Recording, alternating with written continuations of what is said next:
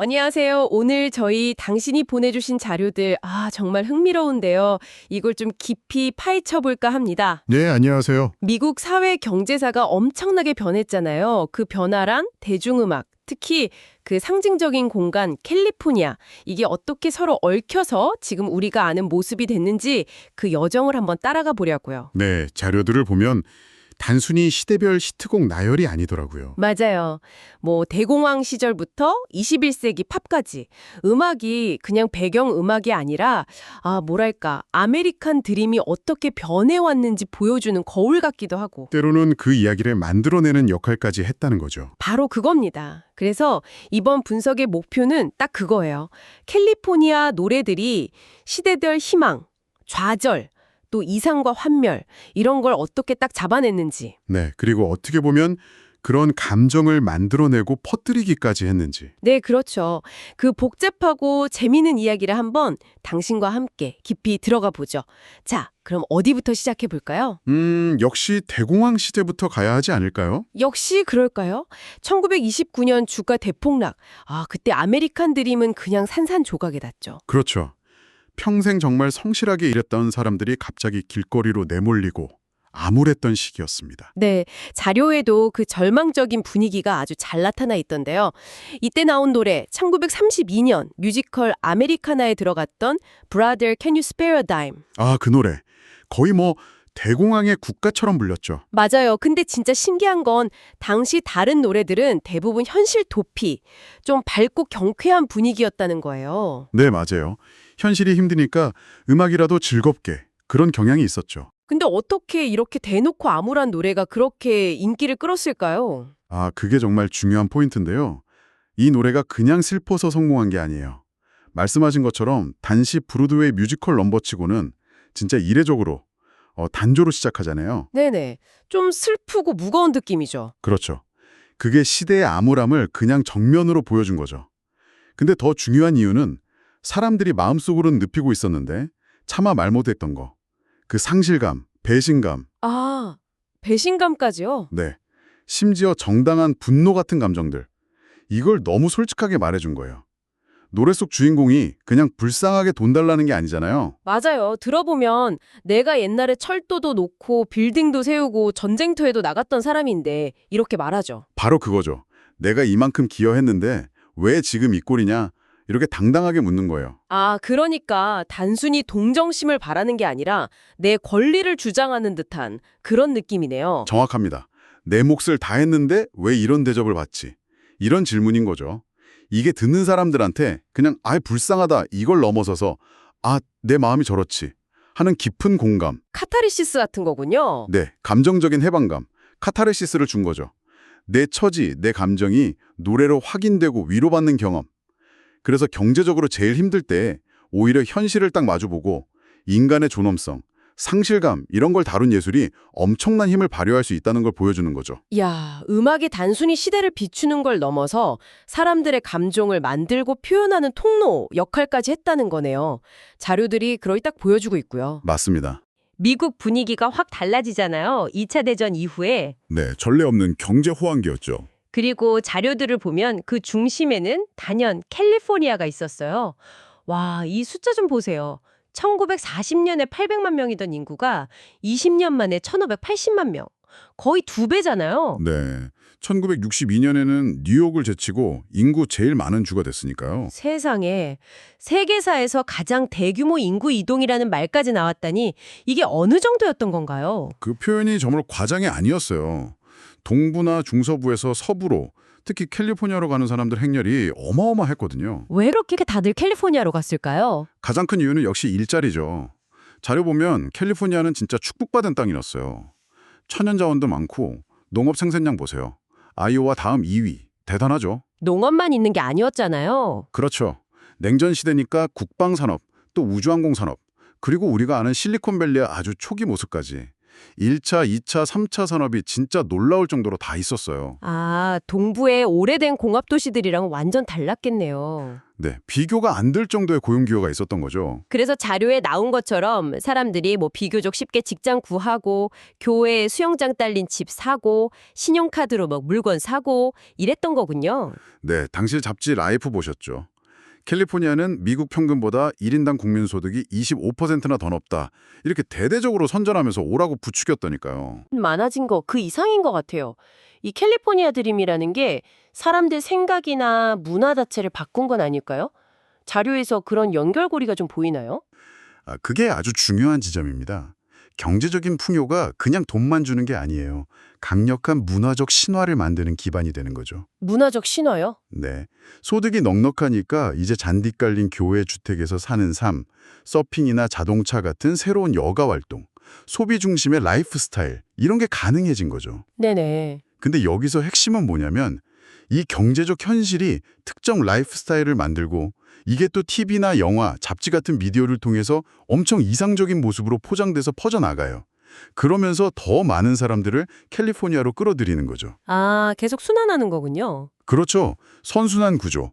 캘리포니아의 번영은 그냥 경제 성장이 아니라 이 풍요를 바탕으로 새로운 문화 정체성을 만들고 이걸 거의 브랜드처럼 미국 전역, 아니 전 세계에 수출하는 현상으로 이어진 거예요. 아하. 이게 바로 우리가 다음에 얘기할 1960년대 캘리포니아 사운드가 나올 수 있었던 배경, 그 원재료가 된 겁니다. 아하. 경제적 현실이 문화적 신화를 만들고 그 신화가 다시 사람들을 끌어모으는 순환 구조라. 정말 흥미롭네요. 그래서 그 넘치는 낙관주의와 풍요가 음악으로 딱 나타난 게 캘리포니아 사운드군요. 네, 맞습니다. 자료 보니까 정말 밝고 경쾌한 사운드, 그리고 여러 사람 목소리가 막 아름답게 어우러지는 보컬 하모니, 이게 특징이었다고 하죠? 네, 특히 두 가지 문화가 핵심 소재가 됐어요. 첫째는 역시 서핑. 그렇죠. 캘리포니아 하면 딱 떠오르는 이미지잖아요. 따뜻한 날씨, 끝없는 해변. 서핑이 젊음과 자유의 상징처럼 됐고 특히 1959년 영화 쥐짓, 이게 히트하면서 완전 대중적인 로망이 됐다고요. 네, 서핑 붐을 일으켰죠. 그리고 두 번째는 자동차. 와, 당시 캘리포니아에 차가 850만 대나 있었다고요?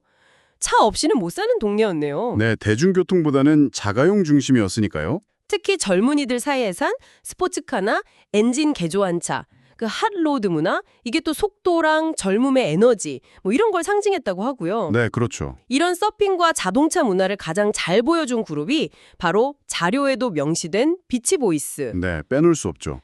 서핑 USA 들어보면 그냥 캘리포니아 서핑 명소 이름만 쭉 나열하는 것 같은데 이게 서핑 자체를 미국 전체의 젊고 낙관적인 상징으로 만들었다는 거잖아요. 네, 그 노래 하나로 이미지가 확 퍼진 거죠. 그리고 캘리포니아 걸즈는 뭐 아예 대놓고 세상 모든 여자가 캘리포니아 여자면 좋겠다 이렇게 노래해요. 캘리포니아 라이프스타일이 최고다 이거죠. 네, 아주 노골적이죠. 심지어 쉐보레 엔진 좋다고 찬양하는 409 이런 노래도 있고 제넨딘이라는 그룹이 부른 드랙3에는 비치보이스의 브라이언 윌슨이 참여해서 자동차 경주의 그 짜릿함을 노래하고 정말 듣기만 해도 햇살 쫙 내리쬐고 막 속도감이 느껴지는 음악들이에요. 맞습니다. 캘리포니아 사운드, 특히 비치보이스 음악은 진짜 의심의 여지 없이 60년대 초중반의 그 넘치는 낙관주의를 완벽하게 담아냈어요. 네. 근데 동시에 말이죠. 당신이 보내주신 자료를 좀 더 깊이 보면 이 음악들이 캘리포니아 현실의 좀 복잡한 모습들은 꽤 단순화시키고 이상화했다는 지적도 있어요. 아, 그래요? 어떤 면에서요? 예를 들면 당시 서핑 문화 안에도 로컬리즘이라고 해서요. 특정 해변을 오랫동안 차지해온 터줏대감들이 있잖아요. 네. 이 사람들이 외부에서 온 서퍼나 자기들이랑 좀 다른 계층의 서퍼들을 배척하는 그런 배타적인 분위기가 꽤 강했대요. 겉보기엔 되게 자유로워 보이는데 그런 폐쇄적인 면이 있었군요. 네, 그랬다고 합니다. 우리 해변이니까 너희는 오지 마. 뭐 이런 식이었던 거죠. 텃세 같은 거네요. 그렇죠. 그리고 서퍼들은 또 자동차에 막 열광하는 젊은이들을 약간 깔보면서 호데드라고 불렀대요. 서로 경쟁적으로 생각하고. 이런 하위 문화들 사이에도 미묘한 긴장감이 있었다는 거죠, 자료를 보면. 서퍼랑 자동차 마니아들이 사이가 안 좋았군요. 네, 그런데 비치보이스 같은 그룹의 음악 속에서는 이런 갈등이나 어두운 면이 거의 안 보이죠. 그쵸. 그냥 다 같이 신나고 즐거운 분위기잖아요. Fun, fun, fun. 맞아요. 그 노래 제목처럼 서핑과 자동차 문화를 그냥 순수하고 즐겁기만 한 아주 이상적인 캘리포니아 신화로 포장해서 딱 내놓은 거예요. 아, 이건 음악이 현실의 모순 같은 건 가리고 특정 집단, 주로 이제 백인 중산층 젊은이들의 라이프 스타일을 마치 모두가 꿈꾸는 보편적인 이상인 것처럼 보이게 만드는 거죠. 아주 강력한 문화적 신화 창조 기능을 한 겁니다. 음악이 현실을 반영하는 걸 넘어서 현실의 입맛대로 만들고 때로는 왜곡하기도 하는 힘이 있다는 증거네요. 네, 바로 그 점입니다. 그렇군요. 그 밝은 이미지 뒤에 그런 복잡함이 있었네요. 자, 그런데 이 넘치는 풍요와 낙관주의 속에서 완전히 다른 목소리가 나오기 시작해요. 네, 60년대 중반이죠. 바로 샌프란시스코 헤이트 애쉬베리, 거길 중심으로 등장한 히피 운동입니다. 자료 보면 이 사람들은 부모 세대의 물질주의, 베트남 전쟁 이런 거에 아주 강력하게 반대했어요. 그렇죠. 평화, 사랑, 공동체 이런 가치를 내세웠죠. 근데 여기서 정말 흥미로운 게 뭐냐면 이 히피 운동 주도했던 젊은이들 대부분이 대공황의 그 어려움을 겪었던 부모 세대랑은 다르게 전후 경제 호황 속에서 꽤 잘 먹고 잘 자란 중산층 가정의 베이비붐 세대였다는 거예요. 네, 그 점이 아주 중요합니다. 이게 좀 역설적인데 어쩌면 물질적으로 부족함이 없었기 때문에 오히려 돈 버는 것 이상의 정신적인 가치를 찾을 수 있었던 걸까요? 아, 정확히 그 지점을 보셨네요. 겉으로 보면요. 물질적 쾌락, 소비 이런 걸 막 찬양하는 듯한 서핑, 자동차 음악하고 반물질주의, 정신적 가치 내세우는 히피 음악은 완전히 반대 같잖아요. 네, 완전 반대죠. 근데 좀 더 깊이 보면요. 사실 이 두 흐름 다 경제적 풍요라는 똑같은 땅에서 자라난 거예요. 그냥 다른 종류의 낙관주의 또는 이상향 추구라고 볼 수 있는 거죠. 아, 같은 뿌리에서 나왔다. 네. 비치보이스가 노래한 젊은이들이 물질적 풍요를 막 누렸다면 히피들은 물질적인 걱정에서는 비교적 자유로웠어요.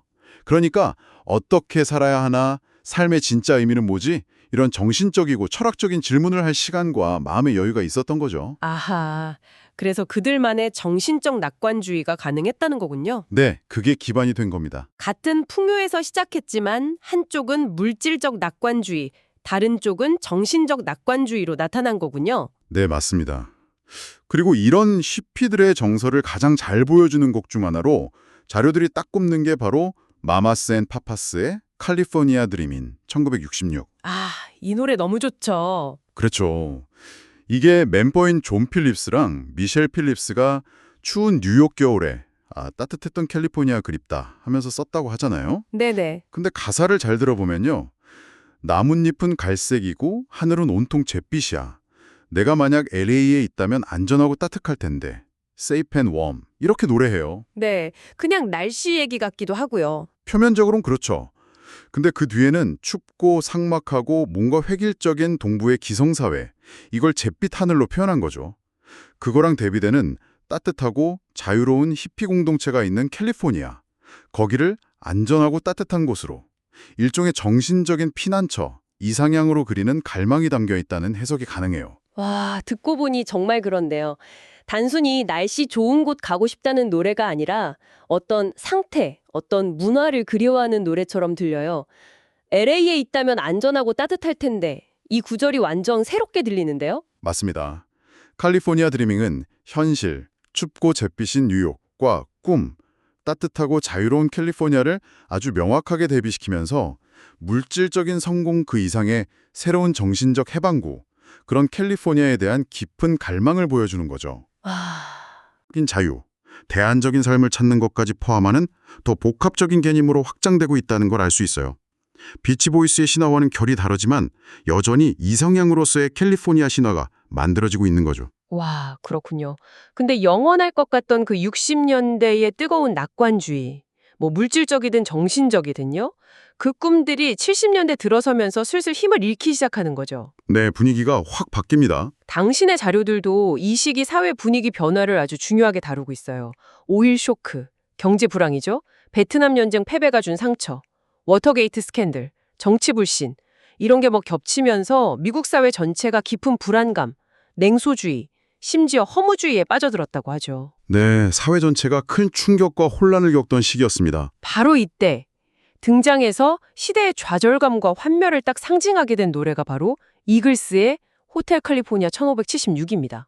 저도 진짜 좋아하는 노래인데 여기에 그런 시대 배경이 있었다니 좀 놀랍네요. 그렇죠. 명곡이죠. 자료 보면 밴드 멤버들이 직접 이 곡에 대해서 LA 상류층의 화려하지만 공허한 삶에 대한 우리 해석이다. 그리고 아메리칸 드림, 특히 캘리포니아 드림의 어두운 이면을 파고든 노래다. 이렇게 설명했대요. 네, 그들의 의도가 분명했죠. 사막을 막 달리던 주인공이 우연히 발견한 너무 매력적인 호텔. 거기에 홀린 듯 들어가는데 결국 거기서 빠져나올 수 없다는 걸 깨닫잖아요. 그렇죠. 그 마지막 가사. You can check out anytime you like, but you can never leave. 언제든 체크아웃은 할 수 있지만 절대 떠날 순 없어. 와, 이 구절은 진짜 강렬해서 잊히지가 않아요. 들을 때마다 뭔가 되게 화려한데 동시에 섬뜩한 느낌? 그런 게 있었는데 왜 그랬는지 알 것 같아요. 네, 호텔 캘리포니아는 1960년대에 그렇게 순수하게 꿈꿨던 캘리포니아 드리밍이 어떻게 벗어날 수 없는 덫으로 변질될 수 있는지를 정말 강력한 비유, 알레고리로 보여주는 명곡이에요. 덫이요? 네, 60년대 캘리포니아 사운드나 히피 음악들이 뭐든지 가능한 땅, 새로운 시작으로서의 캘리포니아를 노래했다면 70년대 이 노래는 그 꿈을 쫓는 게 결국 끝없는 물질적 탐욕, 그리고 정신적 공허함으로 이어졌다는 차가운 현실을 고발하는 거죠. 아, 꿈의 배신 같은 거네요. 그렇죠. 도넬리가 인터뷰에서 말했듯이 이 곡은 순수해서 경험으로 가는 여정, 즉 이상이 현실의 벽에 부딪히고 변질되는 과정을 그린 거예요. 순수해서 경험으로의 여정. 그 말 자체도 참 의미심장하네요. 네, 60년대 히피들이 꿈꿨던 그 정신적인 이상향조차 70년대의 불안과 냉소주의 속에서는 길을 잃어버리고 겉은 번지르르한데 속은 텅 빈 영혼 없는 호텔. 이게 이제 자본주의적 성공과 쾌락주의의 상징이죠. 거기에 갇혀버린 신세가 된 걸 은유적으로 보여주는 겁니다. 아, 물질적 풍요가 더 이상 행복을 보장하는 게 아니라 오히려 정신적인 파멸의 원인이 될 수도 있다. 이런 시대적 전환을 딱 포착한 거죠. 그리고 동시에 그렇게 변질된 꿈의 실체를 파헤치고 비판적으로 다시 보여주는 음악의 힘, 이것도 보여주는 사례라고 할 수 있습니다. 한 시대의 꿈이 악몽으로 변하는 과정을 이렇게 상징적으로 담아낸 노래는 정말 드문 것 같아요. 맞습니다. 자, 시간이 꽤 흘렀습니다. 20세기로 한번 와볼까요? 당신 자료는 캘리포니아가 팝문화 속에서 다시 한번 중요한 이미지로 등장하는 현상을 주목하고 있어요. 네, 다시 소환되죠. 네, 좀 다른 맥락에서요. 네, 그 대표적인 예로 케이티 페리 2010년 히트곡 캘리포니아 걸스를 꼽고 있네요. 이게 당시 뉴욕을 찬양해서 엄청 인기 끌었던 제이지랑 알리샤 키스의 엠파이어 스테이트 오브 마인드. 그거에 대한 캘리포니아의 응답으로 기획된 곡이라고요. 네, 맞아요. 일종의 지역 대항전처럼 기획된 거죠. 가사 보면 여전히 뭐 해변, 비키니, 따사로운 햇살, 캘리포니아 하면 떠오르는 그런 이미지들을 쓰긴 하는데 재밌는 건 제목 철자가 비치보이스의 캘리포니아 걸스랑은 다르게 걸즈라고 써 있다는 점이에요. 자료에서도 이걸 특별히 언급하던데 이게 무슨 의미가 있을까요? 그 찰자 변경이 그냥 뭐 오마주나 패러디, 그 이상으로 중요한 의미가 있다고 분석할 수 있어요. 오, 어떤 의미요? 비치보이스의 캘리포니아 걸스는 60년대 경제 부흥, 낙관주의라는 실제 현실 속에서 비교적 자연스럽게 만들어지고 공유됐던 캘리포니아 신화의 결과물이었잖아요. 네, 그랬죠. 근데 케이티 페리의 캘리포니아 걸스는 뉴욕이라는 아주 강력한 경쟁 브랜드에 맞서기 위해서 철저하게 기획되고 만들어진 상업적인 결과물에 더 가깝다는 거예요. 아, 그러니까 자연 발생적이라기보다는 기획 상품 같은 느낌? 그렇죠. 문화적 자부심을 노래했다기보다는 시장 경쟁의 결과물이라는 측면이 더 강하다는 거죠. 뮤직비디오 한번 보세요. 캘리포니아가 무슨 사탕이랑 과자로 만든 캔디포니아라는 완전 비현실적인 판타지 공간처럼 그려지거든요. 네네, 봤어요. 되게 알록달록하고. 이게 현실을 반영하거나 미화하는 걸 넘어서서 대중들이 캘리포니아에 대해 가진 환상을 그냥 극대화시켜서 소비를 유도하려는 전략으로 읽히는 거죠. 아, 그러니까 60년대에는 현실에 어느 정도 뿌리를 둔 신화였다면 21세기에는 과거의 그 신화를 재료 삼아서 만들어낸 일종의 상품이나 브랜드에 가까워졌다 이 말씀이시군요. 정확합니다. 21세기의 캘리포니아 신화는 더 이상 뭐 순수한 이상향이나 현실 반영이라기보다는요. 과거에 성공했던 이미지, 코드 이런 걸 아주 영리하게 재활용하고 요즘 감각으로 포장해서 전 세계적으로 소비시키는 문화적 브랜드 혹은 상품 이렇게 기능하고 있다는 거죠. 이게 바로 우리가 좀 따라온 캘리포니아 신화, 진화의 마지막 단계, 즉 신화의 철저한 브랜드화라고 정리할 수 있겠습니다. 과거의 유산이 현재의 시장 논리 안에서 어떻게 다시 태어나고 소비되는지 보여주는 아주 흥미로운 사례죠. 와, 오늘 당신이 보내주신 자료 덕분에 정말 흥미진진한 여정을 함께 했네요. 대공황 시대 노동자의 그 절망이 담긴 Brother Can You Spare a Dime에서 시작해서요. 네, 거기서부터 60년대 비치보이스의 눈부신 낙관주의, 마마스 앤 파파스가 노래했던 이상주의적인 꿈, 70년대 이글스가 딱 잡아낸 깊은 환멸, 그리고 21세기 케이티 페리의 상업적인 재해석까지. 네. 음악이라는 렌즈를 통해서 캘리포니아라는 상징적인 공간을 거울 삼아 미국 사회 경제사의 변화, 그리고 그 안에서 계속 모습을 바꿔온 아메리칸 드림의 밝고 어두운 면을 쭉 따라가 봤습니다. 네. 음악이 단순히 시대를 반영만 하는 게 아니라 그 시대의 이야기를 만들고 또 포장하고 때로는 날카롭게 비판하면서 우리 인식에 아주 적극적으로 개입해왔다는 걸 다시 한번 느꼈네요. 네. 오늘 분석한 내용들을 종합해보면요. 캘리포니아 신화는 시대 상황과 그걸 반영하는 음악과 함께 크게 4단계로 진화해왔다. 이렇게 정리할 수 있을 것 같아요. 4단계요? 한번 정리해 주시죠. 첫째는 전후 경제 풍요가 낳은 끝없는 가능성의 땅, 물질적 유토피아, 비치보이스가 대표속이죠. 네. 둘째는 기성가치에 저항하면서 대안적인 삶을 꿈꿨던 정신적 이상향, 마마스 앤 파파스 같은. 아, 네. 셋째는 그 꿈이 탐욕과 공허함으로 변질돼버린 환멸의 덫, 이글스의 호텔 캘리포니아. 그렇죠. 그리고 마지막으로 과거 이미지를 재활용해서 전 세계적으로 소비되는 문화적 브랜드, 케이티 페리처럼요. 아, 딱 정리가 되네요. 네. 각 시대를 대표하는 이 노래들은 그냥 히트곡이 아니라 이런 캘리포니아 신화의 변천 과정을 아주 명확하게 보여주는 핵심적인 지표였어요. 이게 뭘 의미하냐면 음악이 사회 변화를 읽는 중요한 코드일 뿐만 아니라 때로는 그 변화를 이끌거나 해석하는 힘까지 가졌다는 걸 증명하는 거죠. 와, 이렇게 캘리포니아 신화가 시대에 따라 계속 변하고 재구성되는 과정을 보니까요. 우리가 어떤 특정 장소나 라이프 스타일에 대해 갖는 인식이 있잖아요. 이게 단순히 그곳의 객관적인 현실 때문만이 아니라 그걸 매력적으로 포장하고 때로는 의도적으로 이상화하거나 혹은 비판하는 대중문화, 특히 음악에 의해서 얼마나 깊이 만들어지는지 다시 생각해 보게 돼요. 네, 그렇죠. 문화의 힘이 정말 크죠. 그렇다면 지금 이 순간 우리가 미디어를 통해 접하는 다른 수많은 핫플레이스나 쿨한 삶의 이미지들, 그 뒤에는 또 어떤 현실이 가려져 있고 어떤 교묘한 신화 만들기 전략이 숨어 있을까요? 이 질문을 한번 던져보면서 오늘 이야기는 여기서 마무리할까 합니다.